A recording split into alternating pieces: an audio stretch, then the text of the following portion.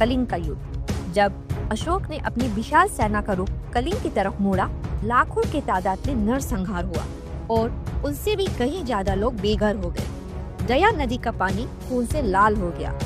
इस युद्ध का असर इतना भयानक था कि कलिंग पूरी तरह तबाह हो गया। उस दिन मगध एक भारी कीमत के साथ आखिरकार जीत गया था, पर उस दिन शायद किसी ने ये नहीं सोचा होगा कि कलिंग एक दिन मगध से अपना बदला लेगा।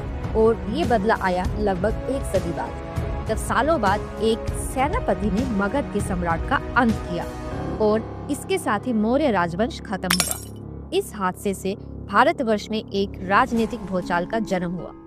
अनेक राज्य जो अब तक मगध के अधीन थे, अब वो सॉवरेनिटी क्लेम करने लगे, चाहे वो दक्कन के सातवाहन राज्य हो या कलिंग के चेदी राज्य हो। महामेघवाहन कलिंग के इस नए दौर के पहले राजा बने। स्थिरता और स्वाधीनता के साथ व्यापार और खेती ने जोर पकड़ा। धीरे धीरे कलिंग की समृद्धि भी लौटने लगी, पर उसी के साथ उभर रही थी कई नए खतरे। सातवाहन राजा सतकर्णी पूरी दक्कन पर हुकूमत चाहता था। कलिंग के साथ टकरार अनिवार्य था। कलिंग के उत्तर में एक टूटा हुआ मगध साम्राज्य था, जहां से शुंग और यूनानी शासकों के बीच की टक्कर कभी भी कलिंग के दरवाजे तक पहुंच सकती थी।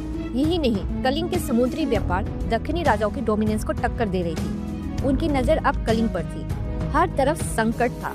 फिर से 1 सदी बाद कलिंग संकट की तरफ बढ़ रहा था, पर इस बार कलिंग के पास एक दूरदर्शी और डायनामिक राजा था। ये था कलिंग का तीसरा चेदी राजा खारवेल।